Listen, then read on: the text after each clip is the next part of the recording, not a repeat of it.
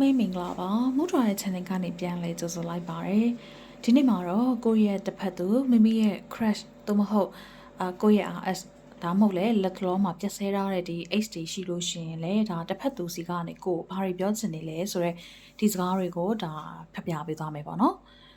ဒီနေ့ကကျွန်မဆောက်တော့လေပိုင်3ခုလုပ်မယ်လို့ဒါရည်ရွယ်ထားပြီမယ်တကယ်လုပ်တဲ့ချိန်ကြာမှာတော့ကျွန်မ2ခုပဲဒါစိတ်ထဲကလုပ်ချင်လာလို့ပေါ့နော်ကျွန်မ2ခုပဲဒါရွေးထုတ်လိုက်တယ်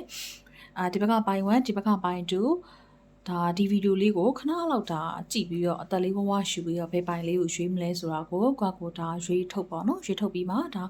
ပိုင်း1လားပိုင်း2လားဆိုတာဆက်ကြည့်ပေးကြပါဒီဗီဒီယိုကတော့ကျွန်မရှိမှပြောခဲ့တဲ့အတိုင်းပဲကိုရှိရွယ်နာတဲ့တစ်ဖက်သူကကိုကိုဘာကိုပြောချင်နေလဲဆိုတော့ဒီ love message လေးတွေကိုကျွန်မဒါ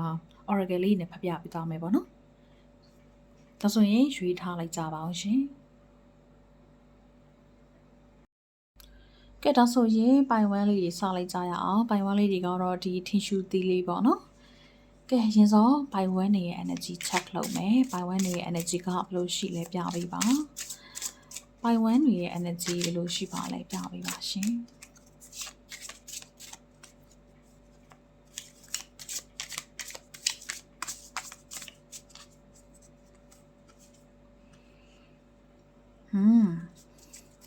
ဆိုပါကဲပိုင်1နေရဲ့တစ်ဖက်သူရဲ့ energy ဘယ်လိုရှိပါလဲပိုင်1လူရဲ့တစ်ဖက်လူ okay ထွက်လာပါပြီ5 so 1တက်โอเคဒီမှာကျွန်မကလေးနှစ်ကတ်ထွက်လာပါတယ်ပိုင်1နေရဲ့ energy ကကျွန်မမြင်ရသလောက်ဆိုရင်လေပိုင်1လေးတွေကကိုယ့်ရဲ့နယ်ပယ်ကိုယ့်ရဲ့အလုပ်ခွင်အဲ့လိုနေရာမျိုးတွေမှာဒါပိုင်1တွေကပေါ့နော်အောင်မြင်တဲ့နေထားမှာရှိရလို့ကျွန်မမြင်ရတယ်ပြီးတော့ပိုင်1တွေကနည်းနည်းလေးတော့လေပြီးတော့ပိုင်1တွေကနည်းနည်းလေးဒါကိုပတ်ဝန်းကျင်မှာလူကြိုက်များတဲ့ကောင်လေးတွေပေါ့နော်ကိုယ့်ရဲ့ဆန့်ကျင်ဘက်လိန်တွေပြီးတော့ပိုင်1တွေကလေကိုယ့်ရဲ့ပတ်ဝန်းကျင်မှာဒါလူကြိုက်များတဲ့ပါမယ်လို့ဒါကျွန်မမြင်ရတယ်ပေါ့နော်ကိုသဘောကျနေတဲ့သူတွေကိုမှဒါချစ်သူရှိတာတော့မှကိုဒါနည်းနည်းလေးဒါစိတ်ဝင်စားနေတဲ့သူတွေသို့မဟုတ်ကိုလာပြီးတော့စကားပြောချင်နေတဲ့သူတွေကိုစီကိုလာချိကက်နေကြတဲ့သူတွေရှိနေတာကိုတော့ကျွန်မမြင်ရတယ်။သို့ပေမဲ့လည်းဒါပိုင်ဝမ်တွေကတော့ဒါကိုယ့်ရဲ့ဒီပဿနာပေါ်ပေါ့နော်ချစ်နေကြရဲဆိုတော့ချစ်နေတယ်သစ္စာရှိတယ်ရာရဖြစ်တယ်ဆိုတော့ဟာလည်းကျွန်မခံစားမိပါတယ်ဒီမှာဒါကတော့ပိုင်ဝမ်တွေရဲ့ပတ္တနာပေါ့နော်ပတ္တနာကတော့ကျွန်တော်ဗာမြင်လဲဆိုတော့သူ့မှာအပြိုင်ဆိုင်နေရှိနေတယ်ပေါ့နော်နည်းနည်း conflict လေးတွေရှိနေတယ်ပိုင်ဝမ်တွေနဲ့လည်းမကြခဏနည်းနည်းတဝင်းတိုတက်တဲ့သဘောမှာရှိရလို့ကျွန်မမြင်ရတယ်ပိုင်ဝမ်လေးတွေကလေအလုံးမှာကျောင်းမှာစာမှာလဲတော်ကြရတယ်ထက်မြက်ကြရတယ်ပြီးတော့ရုပ်ရည်ကလည်းချောကြတယ်ဒီမှာဆိုကြည့်လိုက်လေတွေ့လားဘယင်မာကြီးတော်လှလှပလေးဆိုတော့အဲ့လိုရုပ်လေးချောရဲ့အတွက်ကြောင့်ဒါပိုင်ဝမ်တွေကိုစိတ်ဝင်စားတဲ့သူတွေရှိရပေါ့နော်ရှိတယ်ပိုင်ဝမ်တွေကတော့ဒါတည်ငြိမ်လေးပဲနေတယ်ဘယ်သူကမှအထားမပေးဘူးကိုထားနဲ့ကိုနေရဲ့သစ္စာရှိတယ်သူ့ပေမဲ့လည်းကိုရဲ့ပတ္တနာကတော့ဒါကိုကအဲ့လိုမျိုးဒါအရန်စမ်းပွင့်တဲ့ဥစ္စာကိုလူကြိုက်များတဲ့ဟာကိုနည်းနည်းလေးရောဒါတဝင်းတိုတယ်ပေါ့နော်တဝင်းတိုတယ်အဲ့လိုပဲသူ့မှာဒါအပြိုင်အဆိုင်တွေရှိနေတယ်ဒါပိုင်ဝမ်လေးတွေကိုကြိုက်တဲ့သူများတဲ့အတွက်ကြောင့်ပေါ့နော်သူ့နေရာမှာဒါအပြိုင်ဆိုင်တွေရှိနေတယ်လို့ခံစားရပြီးတော့သူကနည်းနည်းလေး insecure ဖြစ်နေတယ်အဲ့လိုမျိုးဒါပိုင်ဝမ်တွေပေါ်မှာလည်းခါလေးကြားလို့ရှိရင်ရှစ်ချင်တာနည်းနည်းလေးသွေးအေးဆက်ဆံတာမျိုးတွေအဲ့လိုမျိုးဖြစ်တတ်တယ်လို့ဒါကျွန်မခံစားရတယ်ပေါ့နော်ပိုင်ဝမ်ကတော့သူ့ကိုသစ္စာရှိပေမဲ့လည်းဒီဘီနောက်မှာလာချိကက်နေတဲ့သူတွေရှိတာဖြစ်တဲ့အတွက်ကြောင့်သူကနည်းနည်းလေးကိုပေါ်မှာလေကိုပတ္တနာပေါ့နော်ပြဿနာရှာတာမျိုးဒီလိုမျိုးကိစ္စကြောင့်ပြဿနာဖြစ်နေရမျိုးလေးတွေကိုကျွန်မခံစားရပါတယ်သူမှဒါပြိုင်ဆိုင်ရတဲ့သူတွေရှိနေရရှင်ပြိုင်နေရတယ်အဲ့လိုမျိုးသုံးဝင်နေတူနေရဆိုတဲ့အနေထားပေါ့နော်ဒီမှာဆိုကြည့်လိုက်သူဒီမှာပိုင်ဝမ်လေးတွေကိုဒါပြောမယ်ဆိုရင်ဒီမှာဆိုဒါပိုင်ဝမ်ပေါ့နော်ဒါပိုင်ဝမ်တွေကိုသူကအဲ့လိုမျိုးမကြည့်မနဲ့အဲ့လိုစိတ်မချတဲ့အကြည့်မျိုးနဲ့ကြည်နေရတယ်သူ့ရဲ့နေစဉ်တာဝန်သူ့ရဲ့ဒါတာဝန်ကိုထမ်းဆောင်နေရပြီမဲ့လေသူ့ရဲ့နေစဉ်ဘဝမှာသူနေပြီမဲ့လေပိုင်ဝမ်နေပေါ်မှာတော့ဒါသူကလေဂယူမဆိုင်ချင်တဲ့ပုံပြနေပြီမဲ့လေတကယ်တမ်းမှာတော့သူတဝင်နေတူနေရဲ့ဂယူဆိုင်နေဆိုတာကိုကျွန်မဒီမှာမြင်ရပါတယ်โอเคဒါဆိုရင်ပိုင်ဝမ်နဲ့ပါတနာကြားတဲ့ကဒီပြောဖြစ်တဲ့စကားလေးတွေ message လေးတွေကဘာဖြစ်မလဲဆိုတာကျွန်မဆက်ကြည့်ကြမယ်เนาะ sorry ပါဒီမှာမီးကလေပေါ်ကထိုးတာဆိုတော့နည်းနည်းတော့အလင်းပြန်နေပါတယ်โอเคပိုင်ဝမ်နေနဲ့သူတို့ရဲ့ပတ္တနာကြားကတယောက်ကိုတယောက်တည်တဲ့စကားလေးတွေပြောချင်တာလေးတွေကို ပြပေးပါပိုင်ဝန်းနေရဲ့ပါတနာကပိုင်ဝန်းလေးတွေကိုဘာသိစေချင်တယ်လဲဘာတွေရှိနေပါသလဲဆိုတာကိုပြပေးပါရှင်ဒီမှာ overthinking နဲ့play a negative scenario in your head is creating issue which were there at first တဒီမှာကွာပိုင်ကျွန်မခုနပြောလို့ပဲဒီပိုင်ဝန်းနေရဲ့ပါတနာပေါ့နော်တို့ရဲ့ခေါင်းထဲမှာဒါ overthink ဖြစ်နေဘာလဲဆိုတော့ကွာသူ့ခေါင်းထဲမှာသူထင်နေတဲ့ဟာတွေကသူ့ကိုအဲ့လိုမျိုးဒါပြဿနာတွေကိုဖန်တီးပြီးနေရပေါ့နော်မရှိရဲ့ပြဿနာတွေကအရှိထင်တယ်လို့မျိုးဒါသူ့ခေါင်းထဲမှာကွာပိုင်ဝန်းတွေကသူ့ပေါ်မှာတစ္ဆာရှိနေရသူတစ်ဖက်ကသိနေပြီမဲ့လည်းတစ်ဖက်မှာလည်းဒါကျူနေမလားခြားကောက်နေနဲ့ဒါအီနေမလားတော့စသဖြင့်သူ့ကိုထားသွားမလားဆိုပြီးတော့ overthink လုပ်နေရပေါ့နော်သူ့ခေါင်းထဲမှာသူကွာပြောချင်နေတဲ့ဒီဘယ်လိုလဲပြဿနာတစ်ခုပြနေလို့ပဲကွာကျွန်မပြောချင်တာသဘောပေါက်လားမသိဘူးအပြင်မှာတော့ဒါတကယ်ဖြစ်မနေပြီမဲ့သူ့ခေါင်းထဲမှာတော့ဒါသူ့ရဲ့ဇလန်တစ်ခုကိုသူတီးထွင်ပြီးသွားပြီပေါ့နော်ပိုင်ဝန်းတွေကသူ့ကိုတစ္ဆာဖောက်နေပြီစသဖြင့်ပေါ့ကွာအဲ့လိုမျိုးဒီပြဿနာတစ်ခုအဲ့ဘယ်လိုပြောမလဲဒီပုံမြင်တစ်ပုတ်ကွာဇလန်တစ်ပုတ်ကိုသူရေးနေပြီပေါ့နော်အဲ့လိုမျိုးသူထင်ပြီး overthink တွေဖြစ်နေရဆိုတာကျွန်မတွေ့ပါတယ် okay နောက်တစ်ခါပြပေးပါဦးဘာပြောချင်နေပါလဲ balance that there needs to be a healthy balance of physical emotional and spiritual intimacy for a relationship to be sustainable okay ဟုတ်တယ်ဒီမှာသူဒါကတော့ဒါပိုင်ဝန်းနေရဲ့ energy မဟုတ်ဘဲနဲ့ဒါကျွန်မရဲ့ reading ကလည်းတစ်ဖက်သူအတွက်ဆိုတော့လေဒီဟာကတစ်ဖက်သူစီကလာတဲ့ဒီ energy ပေါ့နော်သူခုချိန်မှာပိုင်ဝန်းနေကတော့ဒါလုံးဝ queen လိုမျိုးပဲ queen of pentacles ဒီလိုမျိုးဘီယင်မာကြီးလိုပဲသူ AC ဒီငိမ့်ကိုယ့်ရဲ့အလုပ်ခင်မှာရောပညာရေးနဲ့ပဲမှာရောကိုရောက်နေတဲ့နေရာမျိုးမှာဒါ stable ဖြစ်နေရတည်ငြိမ်နေရဆိုတဲ့အခြေအနေရှိတယ်ဒါပေမဲ့ကိုယ့်ကိုအဲ့လိုမျိုးပဲနည်းနည်းလေးဒါသတင်းဘယ်လိုပြောမလဲချစ်စကားလေးလာပြောရတဲ့သူမျိုးတွေလာချိကတ်နေတဲ့သူလေးတွေရှိတယ်ပေါ့နော်အဲ့ဒါကိုပိုင်ဝန်းနေရဲ့ဒီတစ်ဖက်သူကတော့ကျမတို့ဒီမှာ RS ကိုမြင်တယ်တော့ဟုတ်ဒါလက်ရှိမှာအမျိုးပြဿနာလေးဖြစ်ပြီးတော့ခဏ break လုပ်နေတဲ့သူတွေကိုကျမမြင်တယ်ပေါ့နော်ပြီးလို့ရှိရင်ဒါတစ်ဖက်ဘယ်လိုမျိုးဒါ situationship လေးကြီးလည်းဖြစ်နိုင်တယ်လို့ကျွန်မမြင်တယ်ကွာတည်ပါဆိုတော့သူ့မှာဒီ rival ပေါ့နော်သူကဒီ competition တွေရှိနေရပြိုင်ဆိုင်ရမယ့်သူတွေရှိနေဆိုတော့ဒါအဲ့လိုမျိုးဖြစ်နေရပိုင်ဝန်းတွေကသူ့သဘောကျတယ်နှစ်ယောက်ကကွာဟိုမတွဲရသေးဘူးဆိုရင်တော့တရားတစ်ယောက်တော်တော်သဘောကျနေပိုင်ဝန်းကလည်းသူ့ဖြစ်နေသူ့ပေမဲ့လည်းသူကပိုင်ဝန်းတွေမှာချိကတ်တဲ့သူများနေရဒီကောင်မလေးလှလိုက်တာငါနဲ့မတန်ပါဘူးကွာဆိုတဲ့ပုံစံမျိုးအဲ့လိုမျိုး overthink တွေဖြစ်နေတာကျွန်မတွေ့ရပါတော့ဒီမှာဆိုလဲဒါ balance ဖြစ်ဖို့လိုတယ်တဲ့ကိုယ့်ရဲ့ဒါစိတ်ရောကိုယ်ရောနှလုံးသားကဒါ balance ဖြစ်မှဒါ relationship တစ်ခုကရည်ရှိတည်မြဲနိုင်မယ်ပေါ့နော် okay နောက်ဆုံးတစ်ခါတော့ပြပေးပါအောင်ရှင်နောက်ဆုံးတစ်ခါတော့ပြပေးပါအောင်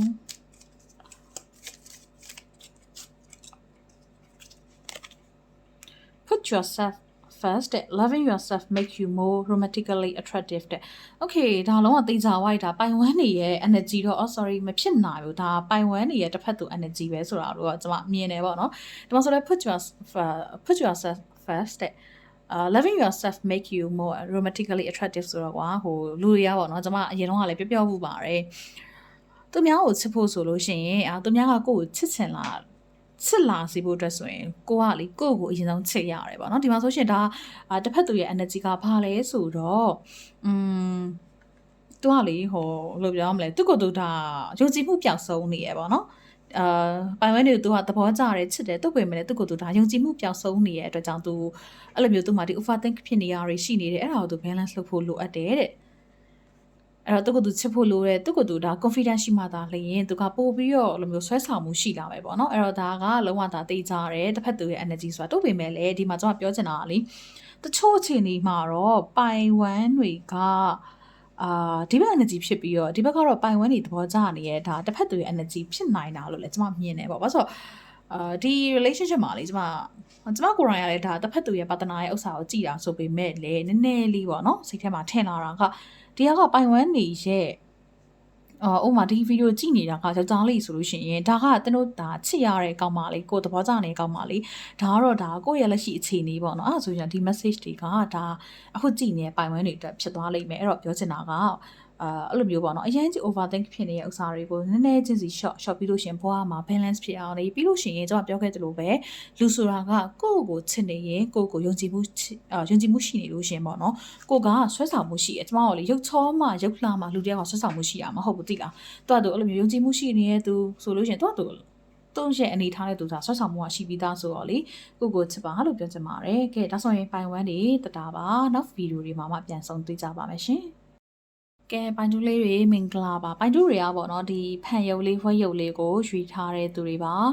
ရင်ဆုံးကျွန်မကဒီ reading လေးကို oracle တွေမဖတ်ခင်မှာကျွန်မကပိုင်တူးရဲ့ energy နဲ့တစ်ဖက်သူရဲ့ energy ကိုအရင်ဆုံး check လုပ်ပေးမယ်ပေါ့နော် okay ပိုင်တူးလေးတွေရဲ့ energy ကဘယ်လိုရှိလဲခု video ကြည့်နေတဲ့ပိုင်တူးတွေရဲ့ energy ကဘယ်လိုရှိပါသလဲဆိုတာကိုပြပေးပါရှင် wow okay ဒါဆိုရင်ပိုင်တူးတွေရဲ့တစ်ဖက်သူ energy ပိုင်တူးလေးတွေရဲ့ပါတနာမှာပိုင်တူးလေးတွေရဲ့စိတ်ထဲကတစ်ဖက်သူမှာဘယ်လို energy ရှိနေပါလဲဆိုတာပြပေးပါရှင်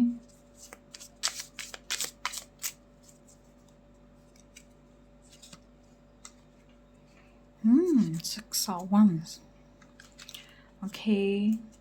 ပိုင်တူးတွေကပိုင်ဝဲနေနဲ့နည်းနည်းလေးဆင်နေဆိုတော့ဘောတော့တွေ့ပါတယ်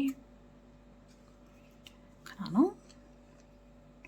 မြင်ရလားတော့မသိဘူးဒီမှာ cancel once နဲ့ cell sauce ဒါပုံလေးနဲ့ပုံမြင်ရလားမသိဘူးเนาะ okay ဒီမှာလေးကျမကနည်းနည်းလေးဘယ်လိုထင်လဲဆိုတော့ဒါပုံမှန်ဆိုရှင်ဒါပိုင်တူးရဲ့ energy ဒါကတော့ပိုင်တူးရဲ့ partner ပေါ့เนาะတော့ဘာမြင်လဲဆိုတော့လေဒါကပိုင်တူးရေပိုဖြစ်နိုင်တယ်လို့ကျွန်မမြင်တယ်ပေါ့နော်ဒါပေမဲ့ချို့ကလည်းဒီဒုတိယကလေးကပိုင်တူးရဲ့ပါတနာဖြစ်နိုင်ပြီးတော့ဒါကတော့ပိုင်တူးရေဖြစ်နိုင်တယ်တုတ်ပေမဲ့ပိုင်တူးဒီဗီဒီယိုကြည့်နေတဲ့ဒီပိုင်တူးရဲ့သူတွေရောဒီ energy ပိုများမယ်ထင်တယ် okay ပြောလိုက်ရအောင်ဒါပိုင်တူးရဲ့လက်ရှိ energy ပေါ့နော်ဒါလက်ရှိ energy ကတော့ကို confidence ရှိတယ်ဒါကိုယ့်ရဲ့ relationship မှာဆိုလဲကိုကဥဆောင်နိုင်တဲ့သူတယောက်ပေါ့နော်ကိုကချောလဲရုပ်ရည်တွင်ပြင်တဲ့ကိုရဲ့ဒါပတ်ဝန်းကျင်အနေထားကိုရဲ့ဒါကျမကိုရဲ့ဒါစီးပွားရေးတို့ပညာရေးတို့မှာလဲကိုကလေအနေထားတစ်ခုရှိရသူတော်တဲ့သူထက်မြက်တဲ့သူပေါ့နော်ဒါအရှိကပိုင်ဝမ်းနေမှာလဲဒီလို energy မျိုးကျမတွေ့ရတယ်ဒါပေမဲ့ပိုင်တူးတွေမှာဘာတွေ့ရဆိုကိုကလေနည်းနည်းလေးတော့ဒါကိုကတော်တယ်ထက်လဲထက်မြက်တယ်ပေါ့နော်ဘိုးဖြစ်တယ်ကွာဥဆောင်နိုင်တဲ့သူမျိုးဒီ relationship မှာဆိုရှင်ဒီကက်ရဲ့ energy ကိုရထားတဲ့သူတွေကဒါဥဆောင်ထားတဲ့သူတွေပေါ့နော်ဥဆောင်ထားတဲ့သူတွေတုတ်ပေမဲ့လေဘာမြင်လဲဆိုတော့နည်းနည်းလေးတော့အတ္တလေးကြီးနေတာကိုကျွန်မတွေ့ရတယ်အတ္တနည်းနည်းကြီးတယ်ကိုထင်တာပဲစလုတ်တတ်တယ်တခါလေးမှတစ်ဖက်သူရဲ့စကားကိုနားမထောင်ချင်ဘူးပေါ့နော်နားမထောင်ချင်ဘူးနားနှစ်ဖက်လုံးမဖွင့်ထားပဲနဲ့နောက်တစ်ဖက်ကိုပဲဒါဘယ်လိုပြောမလဲကိုကြားချင်တာပဲကြားတယ်ကိုယူဆချင်တာပဲယူဆတယ်ကိုကတစ်ဖက်သူရဲ့ပြောစကားအပြေအဝကိုနားမထောင်ပေးရသူနည်းနည်းလေး ego ဖြစ်နေတယ် ego နည်းနည်းများတယ်ပေါ့နော်ရုပ်ရည်သွင်ပြင်ကလည်းဒါကောင်းပါတယ်ရုပ်ရည်သွင်ပြင်ရှိတယ်ကိုကဒါထက်မြက်တယ်တော်တယ်အနေထားတစ်ခုမှရှိရသူလုပ်ငန်းခွင်မှာဆိုလဲဒါကိုကယာတို့အကြီးပိုင်းတွေကသူများတွေဥဆောင်နေရတဲ့ဒီ leader role တစ်ခုမှရှိနေရသူပေါ့နော်အဲ့ဒါမဲ့ကျွန်မခုနပြောလို့ပဲနည်းနည်းလေးတော့ဒီမှာကဒါ ego base energy လေးကိုတွေ့ရပါတယ်ပိုင်တူးတွေရဲ့ energy လေးကနည်းနည်းလေးအတာများတယ်ကိုက main လေးဖြစ်နေခဲ့တယ်ဆိုလို့ရှင်လဲကိုကဒီ relationship မှာကိုဥဆောင်ရတဲ့သူပေါ့နော်okay ဒါကတော့ပိုင်တူးတွေရဲ့ partner ရဲ့ energy ပါကျွန်မရှိမှာပြောခဲ့သလိုပဲဒီဟာကိုကြည့်နေတဲ့ပိုင်တူးတွေရဲ့ energy ဖြစ်ပြီးဒါကလေသူတို့ရဲ့ဒီကတော့သူတို့ရဲ့ partner energy ဖြစ်သွားနိုင်တယ်ပေါ့နော်အဲ့တော့ဒါဒီညမှာကျမတို့ပိုင်တူးတွေကဒီ energy ပုံများတယ်လို့ကျမခံစားရတယ်တချို့ကတော့ပိုင်တူးတွေကဒီ energy ဖြစ်လိမ့်မယ်ပေါ့နော် okay ဒီမှာတော့ကျမဘာမြင်လဲဆိုတော့လေ healing လုပ်ဖို့လိုအပ်နေရပေါ့နော်ဒီမှာကဒီ partner ဒီ relationship ရဲ့ကြားထဲမှာလေနည်းနည်းလေး balance ဖြစ်ဖို့လိုနေတယ်တစ်ဖက်သူဒါပိုင်တူးတွေရဲ့ဒီကရဲ့ energy ကပိုင်တူးတွေကego base များတဲ့တစ်ဖက်သူရဲ့စကားတိတ်နားမထောင်ချင်ဘူးကိုကလေလုပ်ငန်းတို့ကိုမိသားစုအဲ့လိုမျိုးမှာလေက role အကြီးတစ်ခုကိုယူလာရတဲ့သူဖြစ်တဲ့အတွက်ကြောင့်ဒါကိုမှလည်းကိုဘယ်လိုပြောမလဲ stress တွေပါရှိရပေါ့နော်အဲ့တော့ကျွန်မကတစ်ခါလေးကြာရင်လေကိုယ့်ရဲ့ partner ပေါ်မှာကိုယ့်ရဲ့ဒီ stress တွေကိုဖြည့်တတ်ကြတဲ့သူတွေဆိုတော့လေပိုင်တူးတွေကပေါ့နော်သူများရဲ့ဒါညှိနှိုင်းမှုတွေအဲ့လိုမျိုးသူများရဲ့ဒါလိလှုပ်နေရတဲ့လူဖြစ်တဲ့အတွက်ကြောင့်ပင်ပန်းမှုတွေကလေပေါ့နော်ကိုယ့်ရဲ့ partner ပေါ်မှာဒါအဖြစ်တွေပုံချမိတာမျိုးကိုယ့် partner ပေါ်မှာတင်းကျပ်မိတာမျိုးရှိနေမယ်အဲ့တော့ကိုယ့် partner လေးကဒီမှာစိတ်ဝန်းကျက်နေပြီညှိယူတယ်ဒါသူ့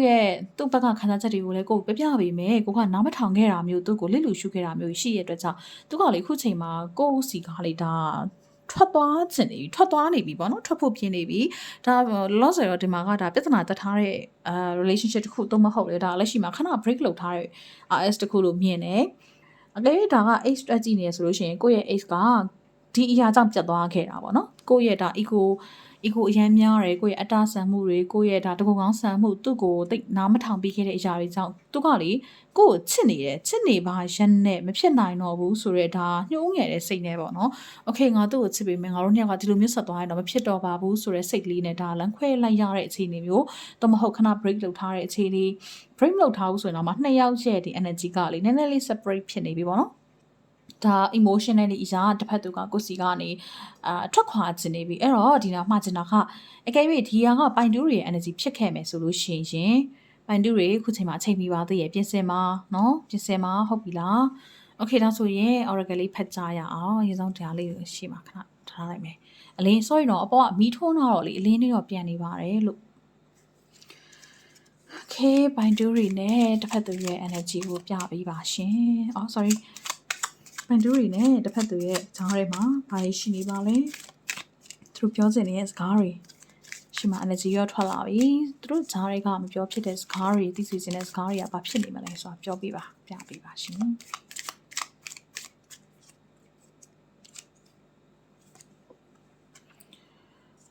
I regret the feelings. There's no enough love to keep this relationship going in a healthy way. Okay. ဒီမှာဆိုရှင်ပြောတာကွာဒီ relationship ကို healthy ဖြစ်တဲ့နည်းပေါ့နော်ဒါတေးချာအဆင်ပြေနဲ့ဆက်သွားဖို့အတွက်ဆိုလို့ရှိရင်တဲ့လုံလောက်တဲ့အချစ်တွေလိုအပ်နေတယ်ဒီမှာဆိုပြောရရကွာအချစ်တွေမလုံလောက်ဘူးပေါ့နော်ဒီနေရာမှာအချစ်တွေဆိုတာလေတယောက်နဲ့တယောက်ဒါနားလေပြီးမှုကျွန်တော်အချစ်ဆိုတဲ့နေရာမှာဒါခံစားချက်ပဲမဟုတ်ဘူးပေါ့နော်ခါလေးကျရင်ကျွန်တော်ကလူတယောက်ကိုလေချစ်တယ်လို့ထင်ရပေမဲ့တကယ်တမ်းမှာတော့ကျွန်တော်ရဲ့အပြုမှုတွေကကျွန်တော်ရဲ့ချစ်တယ်ဆိုတဲ့အရာနဲ့ခက်ဒါနည်းနည်းစင်စင်ပဲတော့ဖြစ်နေရပေါ့နော်ချစ်တယ်ဆိုတဲ့ဥစ္စာမှာခန်းစားချက်အပြင်သူ့ပေါ်မှာနားလည်မှုအချင်းချင်းဒါအပြန်အလှန်နားလည်မှုတွေယုံကြည်မှုတွေနဲ့ဒါရှိရတဲ့ဥစ္စာဆိုတော့လေဒီညမောက်ဒါအချစ်ဆိုတာထက်ကျွန်မဒီ reading အရဆိုလို့ရှင်တော့ဒါကလေနားလည်မှုပေါ့နော်နားလည်မှုပြေဝမရှိနေဘူးအဲကြောင့်မလို့ဒီ relationship က healthy မဖြစ်နေဘူးဆိုတာကိုတွေ့ရပါတယ်။ Okay နောက်တစ်ခါတော့ဆက်ပြောပေးပါအောင်သူတို့နှစ်ယောက်ကြားထဲမှာပြောဖြစ်တဲ့စကားတွေသိစေချင်တာတွေဘာဖြစ်နေမလဲရှင်။တိုင်တူတွေအတွက်ပြသပေးပါအောင်။ Okay put yourself first ဒါပိုင်ဝမ်းနေမှာလေဒီကကြားခဲ့တယ်ကျမတို့ပေါ့နော်ဒါ loving yourself makes you more romantically attractive တဲ့ကျမတို့ဒါကိုယ့်ကိုချစ်တာကကိုယ့်ကိုဒါပို့ပြီးတော့ပေါ့နော် attractive ဖြစ်စေတယ်တဲ့ဘာလို့ကျမပါကွာလူတယောက်ကိုကျမရဲ့ဒီဗီဒီယိုတွေ YouTube မှာလည်းကြည့်နေကြလို့ဆိုသိလိမ့်မယ်ကျမအမြဲတမ်းပြောပါတယ်လူကလေတခြားသူကိုမချစ်ခင်မှာကိုယ့်ကိုအရင်ချစ်ကြရတယ်ပေါ့နော်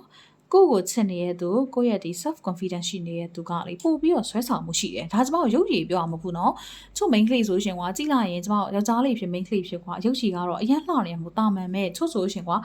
လှပါလေလို့ပြောရတော့တဲ့ features တွေမရှိဘူးတို့ပေမဲ့သူတို့ရဲ့ဒါ aura ကအရင်မိုက်တယ်ကွာသူတို့ကိုသူတို့ယုံကြည်မှုရှိတယ်သူတို့ရဲ့နေထိုင်မှုပြောဆိုမှုပုံကလုံးဝကို attractive ဖြစ်ပြီးတော့လေလှပါတယ်ဆိုတဲ့သူတွေချောပါတယ်ဆိုတဲ့သူတွေကမှသူတို့နားကိုရောက်ရင်မှိန်သွားရတယ်မမြင်ရဘူးလောက်ထိအဲ့လိုမျိုးဖြစ်သွားတဲ့အထိဒါ aura ကိုလွှမ်းမိုးနိုင်တဲ့သူတွေရှိတယ်ပေါ့နော်အဲ့လိုမျိုး aura အရန်ကောင်းတဲ့သူတွေရှိတယ်အဲ့လိုလူတွေကြီးလာရင်သူတို့ကိုသူတို့ချစ်တယ်သူတို့ကိုသူတို့ဒါဦးစားပေးတယ်ဦးစားပေးဆိုတာတကူကောင်းဆံဖို့ပြောတာမဟုတ်ဘူးเนาะသူတို့ကိုသူတို့ကြည်ရဲအဲ့လိုမျိုး confidence ရှိတဲ့လူတွေကိုတွေ့ရတာများတယ်ပေါ့နော်အကြောင်းမလို့ဒီနေရာမှာပြောချင်တာကဒါကတော့ပိုင်တူးလေးတွေအတွက်ပေါ့နော်ထွက်သွားခဲ့တဲ့သူတွေအတွက်အဲ့လိုမျိုးဒါ relationship မှာဒါနာကျင်နေရတဲ့သူတွေအတွက်ပြောချင်တာကဒါကိုယ့်ကိုဦးစားပေးပါတဲ့ကိုယ့်ကိုနားမလဲတဲ့လူတယောက်ကိုအတင်းကြီးသွားရှင်းပြတာထက် okay ဟုတ်ပြီသူဒါကိုနားမလဲလို့ရှိရင်ထားလိုက်တော့ငါကတော့ဆက်မပြောတော့ဘူးဒါပေမဲ့လေ तू နားမလဲတဲ့အတွက်ကြောင့်သူ့ဘက်ကနေငါ့ကိုနာကျင်ခွင့်မပေးနိုင်ဘူးငါ့ကို तू နာကျင်အောင်လုပ်ခွင့်မပေးနိုင်ဘူးဆိုတဲ့စိတ်မျိုးလေးကိုဒါထားစီချင်တယ်ပေါ့နော်ဒီဟာကတော့ဒါတစ်ဖက်ကဒါအတာကြီးနေတဲ့ဒီခက်ရဲ့ energy တွေကိုတွေ့ရတယ်သူတို့ချစ်တယ်လို့ပြောနေပေမဲ့သူတို့ရဲ့လှုပ်ရက်တွေကတော့ဒါဒီတကယ်ရောချစ်ရလားလို့တန်တရားဝင်စရာဖြစ်နေတယ်ပေါ့နော် okay နောက်တစ်ခါပြပေးပါအောင်ရှင်နောက်ဆုံးတစ်ခါပါပဲ okay ဘာထွက်လာမလဲ Nothing has gone wrong and trust that process this connection is divinely timed oh my god နည်းနည်းဘယ်လိုပြောမလဲ speechless ဖြစ်သွားတယ်ပေါ့နော်ဒီမှာ nothing has gone wrong ဒီမှာပြောချင်တာကနှစ်ယောက်လုံးကတော့မမှားနေပါဘူးတဲ့ဟုတ်ပါတယ်ဆိုတော့ဒီကတ်ရဲ့ energy ရတာပိုင်တူးတွေသို့မဟုတ်ပိုင်တူးရဲ့ပါတနာပေါ့နော် ဒီကရဒီကောက်ရတာသူကခေါင်းဆောင်လို့ဖြစ်နေတဲ့အတွက်ကြောင့်သူ့မှာလည်းဒါသူ့ရဲ့စိတ်ပင်ပန်းမှုတွေရှိတယ်တခါလေကြာရင်သူ့ဘဝမှာရုန်းကန်နေရတဲ့အရာတွေသူ့ဘဝမှာစ조사တည်ဆောက်နေရတဲ့အရာတွေသူတာဝန်ယူရတဲ့အရာတွေကြောင့်သူကလေသူ့ရဲ့ energy တွေကအမှကုန်နေပြီဖြစ်တဲ့အတွက်ကြောင့်ပေါ့နော်ကိုနဲ့ကြားထဲမှာကိုနားလည်မှုတွေဒါတိတ်မပေးနိုင်တဲ့အခြေအနေမျိုးကြီးရှိလိမ့်မယ်အဲ့လိုမျိုးရှိလာတဲ့ခါမှာကိုကလည်းဒါသူ့ရဲ့ attention သူ့ရဲ့အချစ်ကိုလိုချင်ပေမဲ့လောမရနေတဲ့အခြေအနေမျိုးကြီးဖြစ်တတ်တယ်ပေါ့နော်အခါအဲ့တော့ပြောချင်တာကလေဒီမှာတော့ဒါကတိအရဆိုရင်ကတိကတော့ဘယ်တော့မလိမ့်တာဖြစ်တဲ့အတွက်ကြောင့်နှစ်ယောက်လုံးရဲ့ energy ကဘာဖြစ်နေလဲဆိုလို့ရှိရင်လေလူမှန်တော့ဖြစ်တယ်တော့မဟုတ်ဒါပေမဲ့ wrong time ဖြစ်နေရ right person wrong time ဆိုတဲ့ပုံစံမျိုးပေါ့နော်အဲ့တော့ဒါအကယ်၍ဒီ region မှာကြည့်နေတဲ့သူတွေမှာလက်ရှိမှာ break up လုပ်ထားတဲ့သူတွေတော့မဟုတ် break up လုပ်ဖို့အတွက်ဒါဆုံးဖြတ်ထားတဲ့သူတွေဆိုလို့ရှိရင်လေအချိန်လေးစောင့်စီခြင်းတယ်ပေါ့နော်ချိန်လေးစောင့်စီခြင်းတယ်တကယ်လို့ကိုယ့်ရဲ့ partner ကိုတောင်းဆိုတဲ့အရာတွေသူ့ကိုသိစေချင်တာတွေသူ့ကိုပြပြတာတွေသူကနားမထောင်ဘူးကိုမကြည့်ဘူးဆိုလို့ရှိရင်လေအရန်ကြီးလုံးယူမနေဘဲနဲ့သူ့ကိုဘာဖြစ်လဲသူကို queue ဆိုင်တယ်ကို queue ဆိုင်ပလိုက်ကိုဘာစားခြင်းလဲစားခြင်းတဲ့ဟာကိုတယောက်တည်းတောက်ဝယ်စားပလိုက်တိလားအဲ့လိုမျိုးကိုအရင်ဆုံးချစ်ကိုအရင်ဆုံးနေရာမှာတင်တဲ့ခါမှာဖြစ်လဲဆိုတော့ကိုကတဖြည်းဖြည်းနဲ့ယုံကြည်မှုရှိလာမယ် aura တွေတောက်လာမယ်အခါကျရင်လုံးဝအတ္တကြီးပါတဲ့တကုံအောင်ဆံပါဆိုတဲ့ဒီကက်ကြီးရလေဒီလူကြီးရပေါ့နော်ကိုပေါ်မှာလုံးဝကိုဒါရိုးကျိုးပြီးတော့အဲ့လိုမျိုးဒါဒီဘေးနာငကားလေးလူမျိုးဒါသူ့ရဲ့သခင်ကိုခစားနေရလူပုံစံတော့ဖြစ်သွားလိမ့်မယ်ပေါ့နော်အဲ့တော့ဘာပဲလို့ပြောချင်ပိုင်းတူးတွေပြောချင်တာကကိုအရင်ဆုံးချစ်ပါဒီနေရာမှာကိုချစ်ပေးမယ်ဒါတေးချာလေးဆောင်ဆိုင်ပြီးညှိနှိုင်းကြမယ်ဆိုလို့ရှိရင်trust the process ပေါ့နော်ဒီ relationship ကအဆင်ပြေသွားမယ်အဲထဲမှာပါပါတယ်လို့ကျွန်မပြောချင်ပါတယ်အဲ့တော့ခုချိန်မှာအရာရာကိုအလင်းစလို့မဆုံးဖြတ်ပါနဲ့ပြဿနာတွေတက်လာလို့ခဏ break လုပ်ချင်လို့ရှိရင်အေးဆေးလေးဒါ break လုပ် me time လေးယူကို healing လုပ်ပေါ့နော်ကိုရဲ့ healing လေးလုပ်တို့ပေမဲ့လည်းတစ်ဖက်က partner ကိုလည်းဒါအခွင့်အရေးတစ်ခုပေးလိုက်ပါအောင်လို့ကျွန်မပြောချင်ပါတယ်ကဲဒါဆိုရင်တော့ဒီနေ့တော့ဒီလောက်ပါပဲဘိုင်တူလေးလေးတက်တာပါနောက်ဗီဒီယိုမှာပြန်တွေ့ကြပါမယ်ရှင်